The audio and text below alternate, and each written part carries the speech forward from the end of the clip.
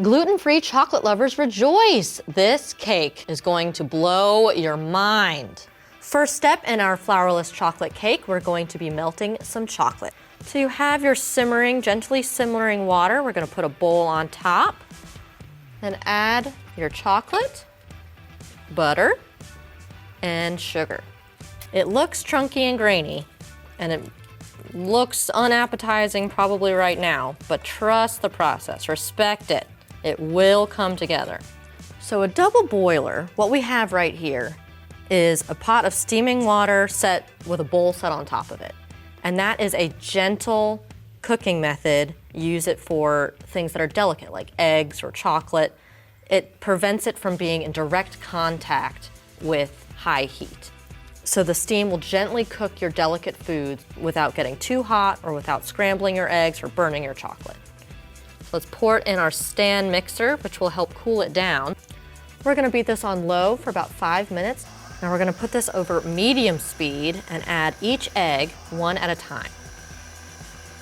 Now that all of our eggs have been added, we are going to beat in a little bit of water and vanilla on low speed. For this cake, you'll want a 10-inch cake pan. That's about 2 inches tall. And this is for all you gluten-free people out there. It's flourless. We are putting this cake in a water bath. That is because there are so many eggs, and the water bath will keep the temperature even all around the cake to make sure that there are no scrambled eggs around the edges, because who wants that? And you'll want this water to come up halfway. So that's about, for this pan, it's about 6 cups of water. Now we're gonna put this in a 325-degree oven for an hour.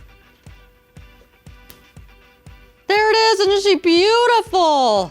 After this baked, I let it cool in its water bath for about another hour, and then I chilled it in my fridge for 8 whole hours. I slept the entire time. It was so easy.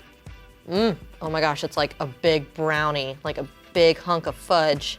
Oh, yes. OMG, look at how fudgy that is. Like, this is pretty much just edible ganache right now. Let's put some powdered sugar all over it. Oh yeah, look at that. Rain down. And just because we're fancy, I'm gonna have a little bit of raspberry sauce. Comment below what you're going to put on your flourless chocolate cake, and thanks for watching. See you next time.